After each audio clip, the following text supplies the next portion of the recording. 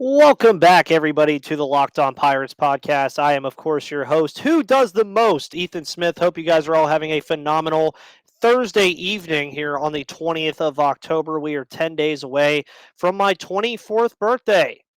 So, very good time to be alive right now. And for the Pittsburgh Pirates, one of the places right now on this roster that appears to be very good heading into 2023 is the middle infield.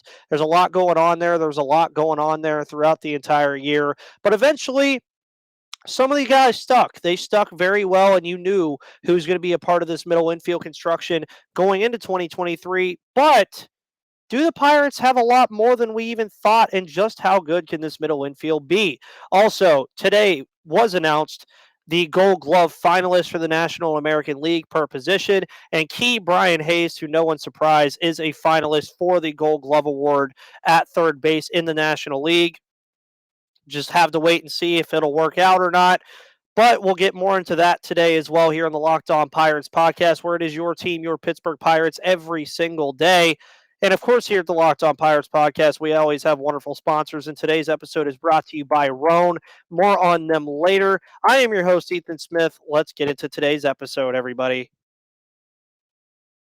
You are Locked On Pirates, your daily Pittsburgh Pirates podcast.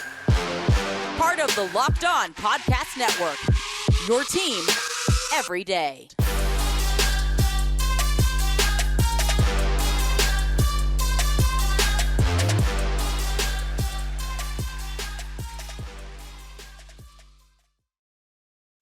And welcome back to that Pirates podcast, everybody. As mentioned, I am your host, Ethan Smith, who does the most. Hope you guys are all having a just phenomenal Thursday evening. I just got off of work, had something to take care of real quick. But on today's episode, we're going to be talking about the middle infield, and we're going to exclude O'Neal Cruz. Tomorrow's episode will be all about O'Neal Cruz. We're going to talk about everything that he did this year, talk about some of the high points, the low points, and just how good he has the potential to be moving forward into 2023. But with that said, there's a lot to like here about this middle infield for the Pittsburgh Pirates. And for a team that just had 100 losses, every team has its strength. And I think that clearly down the stretch of the year, the last couple months of the year, you can look at this Pirates team and definitely say that the middle infield was a very, very strong component of this team. Now, of course, you saw some guys like Josh Van Meter get play there. Diego Castillo, who had his struggles, but also came back up and ended up being a part of the three rookies on this team that had 10 or more home runs. You're also looking at Tucupita Marcano, who also got sent down at one point. Ji-Hwan Bae, who got the call up late in the year, so there wasn't a big sample size for him. I did ask the question on Twitter today. Outside of O'Neal Cruz, who is your favorite middle infielder on the Pirates or has a chance to play in 2023? Rodolfo Castro, Kevin Newman, Liover Peguero, and other, but please comment, were the options. Rodolfo Castro, of course, won this pretty wildly, 71%. Newman and Peguero were both tied at 12%. And then the comment from Pitt Panther was Nick Gonzalez. That should just speak to how the Pirates' construction of this middle infield next year is going to look. I mean, you're already looking at, you have the idea that O'Neal Cruz is definitely going to be in the mold somewhere. I do think that with the shift being banned now, I wouldn't be surprised to see him DH, but I do think that's also a role that Rodolfo Castro can play into as well. Kevin Newman is going to start at one of these two spots. With the shift being banned next year, or however you want to consider it, Kevin Newman is going to have to be in this middle infield somewhere. He's a defensive menace. He's always good at wherever he plays, be it third, shortstop, or second. I could see Newman making the move back to shortstop, but the Pirates do seem pretty keen on keeping O'Neal Cruz over at the shortstop position and letting him only get better defensively. It's just one of those things that we're going to have to wait and see on. But you already know that going into the year, you're going to see a mix of Rodolfo Castro, Kevin Newman, O'Neal Cruz, and then I'd probably throw one of Ji-Hwan Bae, Tucupita Marcano, or Diego Castillo in there. That does not include that one of the names I mentioned already that was one of the options for your favorite infielder who made a little cameo in the middle of the year that a lot of people definitely forgot about, Liover Peguero. The guy is very good in most regards. He's not like lighting it up like Endy Rodriguez by any means, but the guy definitely has talent. And I think that at some point in 2023, be it in the middle of the year, maybe even out of spring training if we get lucky, Leo Verpagero will have a spot on this team. And then you have Nick Gonzalez, who was also mentioned earlier in a comment. Nick Gonzalez is a guy that some Pirates fans don't really feel that great about right now. And I mean, I understand why. There are reasons why, and I do get it. But Nick Gonzalez is a guy for the Pirates that former first round pick. He's 23 years old already from Arizona. He's had success in the Arizona Fall League. He's had minor success in the minor leagues, but he hasn't, again, been that kind of guy where he's making an all prospect team like we saw this year with Endy Rodriguez. At the end of the day, though, you're looking at a guy who, on his career right now, if I look it up, appears to be batting all levels 5 seasons. Let's see where he's at here. I mean, he's 337, 438, 607 with a one, and that's including college as well. But let's not forget here about Nick Gonzalez that people were calling him the best pure hitter in that class, and the Pirates got him at number 7. Nick Gonzalez is definitely, I think, one of the more wait and see products here because he's the kind of guy that you don't want to just like give up on. What's going to get interesting for this Pirates team, I think, though, with the middle infield construction, and when we move more into the next segment, I'll get into this, is at some point you're going to have to admit that you have too many guys at this position. Ke'Bryan Hayes is your third baseman. You have to assume that O'Neill, Cruz, and Castro are going to man that for the future. So that's the argument that I always bring up when we're talking about these guys coming up. Like, oh, you want to see Leo Verpagero. Well, who do you bench in favor of Leo Verpagero? Do you bench O'Neill Cruz or do you bench Rodolfo Castro? There is also the simple idea of benching Kevin Newman if you're looking more towards the future and then putting Castro or Cruz at the DH spot. I would much rather see Castro at the DH spot just because he's a switch hitter. I love switch hitters. You guys know this like it's fine wine at this point. I really would love to see Rodolfo Castro be the all the time DH. And there's reasons for that too. His defense is not as great. And we're not going to sit here and act like O'Neill Cruz's defense is that great either, but it's definitely benefits him that he's 6'7" and can make a large array of plays there at the shortstop position. I really am just excited for this middle infield group. And this is why I said of the player reviews, this was my favorite of all the player reviews, because I know that going into 2023, Rodolfo Castro is only going to get better. O'Neill Cruz is only going to get better. Leo Verpagero and Nick Gonzalez are going to force their way onto this team at some point. That's not including the fact that you also have Diego Castillo, Marcano, and G1 Bay, guys who did come up and have limited success in certain spots this year in 2022.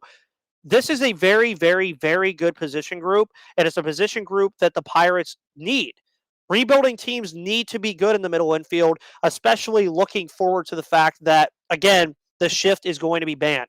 And some of these guys, not great defensively, are going to be forced into that second base spot and have to play that position well. Is that something that is a downfall of the team? We don't know. Before we get into some positives and negatives about the abundance of what the Pirates have at their disposal in the middle infield position, I want to let you guys know about the wonderful people over at Roan. The dress shirt itself was due for a radical reinvention, and Roan stepped up to the challenge. Roan's commuter shirt is the most comfortable, breathable, and flexible shirt known to man, and here's why. Mobility is everything. Roan's comfortable four-way stretch fabric provides breathability and flexibility that leaves you free to enjoy what life throws your way, from your commute to work to your 18 holes of golf. Looking good is easy. It's time to feel confident with a wrinkle-free shirt without the hassle. With Roan's wrinkle release technology, wrinkles disappear as you stretch and wear the shirt. It's that easy. Odor-free tech with Gold Fusion anti-odor technology. You'll be smelling fresh and clean all day long. And on top of that, Roan is 100% machine washable, so you can ditch the dry cleaner altogether. I have owned a Roan shirt before, as I've said as well. I wore it to a job interview. I wear it sometimes when I go out. I even wear it to the job that I got hired at when I put it on. That is how loose, awesome, and flexible the Roan dress shirt is. The commuter shirt can get you through any workday and straight into whatever comes next. Head to roan.com/lockedon and use promo code LOCKEDON to save 20% off of your entire order. That's 20% off your entire order when you head to Roan. That's RHONE.com/lockedon and use code LOCKEDON. It's time to find your corner office comfort and upgrade your closet with Roan and use the code LOCKEDON in all caps. That's LOCKEDON to save 20% off at Roan.com/lockedon. So again, there's a lot of positives for the Pirates in the middle infield. There definitely are. One, you got rid of Josh Van Meter. Two, you got rid of Cole Tucker. Three, you found a lot of good players that are there. And four, you already knew O'Neal Cruz was going to be awesome. The main question surrounding the middle infield, I think, at this point is who is the oddball out? And the Pirates are a rebuilding team and need to get looks at everybody. I think that's definitely something that they know. I think that's something as fans that we definitely know. That's something that even teams of or fans of other teams know about rebuilding teams that might have been rebuilding before, that you got to get looks at everybody. The Pirates have done kind of a weird job at this. They got looks at Marcano. They got to look at Castillo. They got to look at Bay. They got to look at Castro. They got to look at all of these guys. At some point, though, you can't carry six middle infielders, even if they can play elsewhere. I just don't think, unless they're a pure outfielder, which they're not, which if you do move Tucupita Marcano or Castillo to the outfield, sure, they could stay on the roster. But where does that leave G1 Bay? Where does that leave Kevin Newman eventually? The Pirates are going to have to make moves involving their middle infield at some point, which also plays into their favor. Here's why. If you look at another team and say, okay, we have this guy and he just doesn't fit here, we have better options, you're going to get something in return, especially if they're still prospects. Like if they go trade G1 Bay and package him with a couple other prospects for a starting pitcher, how many people in Pittsburgh would jump for joy that the Pirates finally made a move? Right? But you also have to be hesitant on these things. We saw what happened with the Chris Archer trade, which I rarely like to bring up, but it's something that you have to be hesitant on because did you get enough of a look at these guys? And that's where I get very interested in what the Pirates are going to do when they construct this middle infield. Because again, as I've mentioned, you have O'Neal, Cruz, Castro, and Newman. That's set in stone. What happens, though, if somebody comes in and outplays Kevin Newman or even outplays Rodolfo Castro? It's a decision down the line that the Pirates are going to have to make that is not going to be fun. It is not going to be a fun decision to make whatsoever. And at the end of the day, I'm sure whenever that decision comes around, the Pirates are going to, fans and the Pirates themselves are going to have their qualms about who they decide to let go. They are. It's just how it works. Sometimes you have guys that just don't fit on your roster. It's just how it is. Right now, and we'll get into this next week when we get into the outfield, what the hell are they going to do with Travis Swaggerty? Where does he fit with Connor Scott and Matt Frazier and all them? Just to tease that episode a little bit. That's where I get here with Peguero and Gonzalez and Bay and Marcano and Castillo. That's 6 names. That's 6 players to fill pretty much 1 or 2 spots. That is definitely something to look at in the future. If you had to guess for me, I would say what's probably going to happen is Castro and Cruz are going to pretty much play themselves there. They're going to probably offload Kevin Newman at some point. That's going to happen.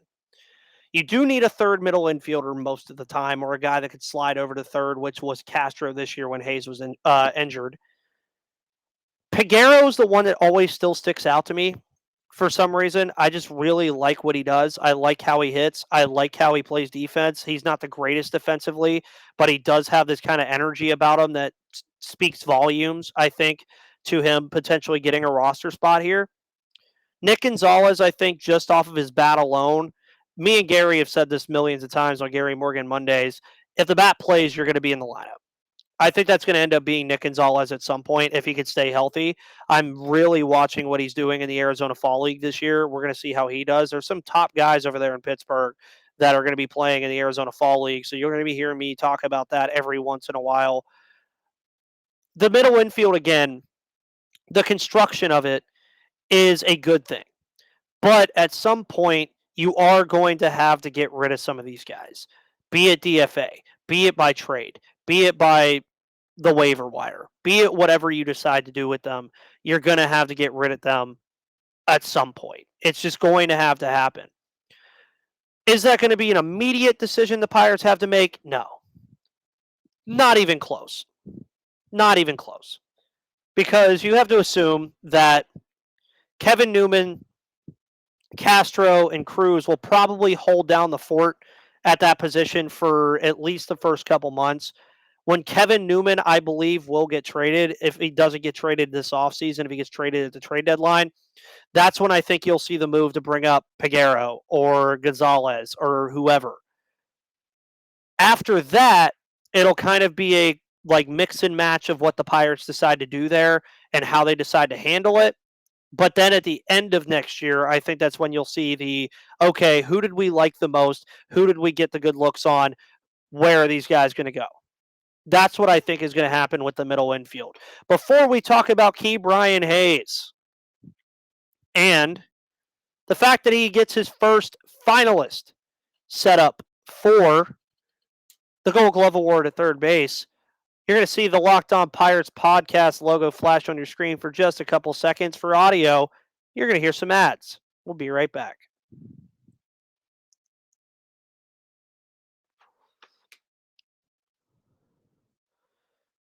And welcome back to the Locked On Pirates podcast, everybody. We talked about the middle infield today, the middle infield construction, and how I think this team is going to deal with it. But now, in some actual really big news for the Pittsburgh Pirates, Ke'Bryan Hayes is a finalist for the Gold Glove Award this year. What a guy. Signed the 8-year extension this year for $70 million at the beginning of the year. You already knew that he was a stud defensive player. You knew that he was going to be here for a while. You knew that the glove was going to keep him here for a while. And this is his first of, I would assume, many Gold Glove Award finalist nominations. I don't see a reason why he can't win this award. He was at the top of defensive runs saved for quite a while. What I found interesting about this, and I didn't really look into the stats much, so berate me all you want. I was very surprised that this was not one of the more stacked defensive third baseman ones we've seen in a while. It's Nolan Arenado of St. Louis, Ryan McMahon of Colorado, and Ke'Bryan Hayes of Pittsburgh. Based off of name recognition alone, again, I haven't really looked at the statistics this year too much in terms of other guys.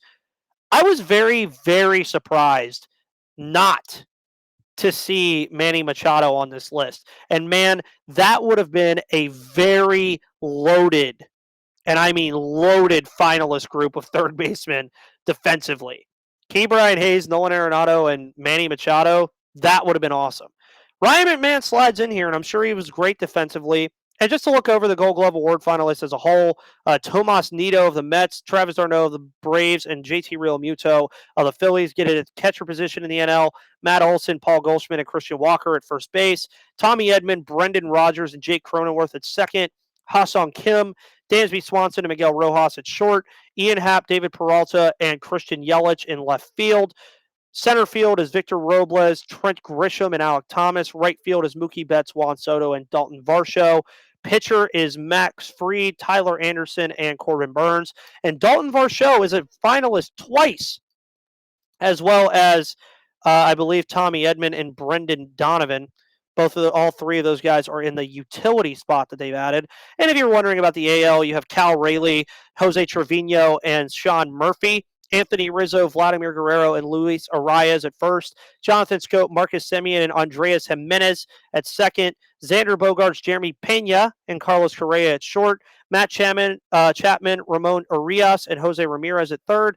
Brandon Marsh, Andrew Benintendi, and Stephen Kwan at left field. Miles Straw, Cedric Mullins, and Michael A. Taylor in center. Max Kepler, Jackie Bradley Jr., and Kyle Tucker in right. Jose Barrios, Shane Bieber, and Jamison Tyone at the pitcher spot, and Whit Merrifield, DJ LeMahieu, and Luis Renigfo, I believe is how you pronounce his name. If I pronounce that wrong, I apologize, at the utility spot in the American League. I do think Hayes has a chance here, but I am going to pull this up that I think this is hilarious, that Nolan Arenado is the picture on the Gold Glove finalist thing for Rawlings. I wouldn't be shocked if it goes to Nolan Arenado, but again, Ke'Bryan Hayes led the entire majors in defensive run save this year. I think that warrants him winning the Gold Glove award at his own position. But we'll have to wait and see on how that goes. At the end of the day, I just think it's awesome that he's even getting the recognition that he deserves finally, even though the Pirates, of course, are not that great. We'll wait and see. I think it's going to be fun, but I just wanted to bring that up a little bit. It's a little bit of a shorter episode today because we are recording a little later, and I want to get this episode out to you guys. But my name is Ethan Smith of the Locked On Pirates podcast. Again, today's episode was brought to you by Roan. Also, make sure you go check out the Locked On MLB podcast with Paul Francis Sullivan. But please, for the love of God, call him Sully. He does not like his full name, but we call him that anyway. Locked On MLB is, of course, covering the National League and American League Championship Series every single day. On tomorrow's episode, we're going to be talking about O'Neill cruising length, as well as anything else going on in the world of the Pittsburgh Pirates. My name is Ethan Smith, guys, and I will see you on the flip side.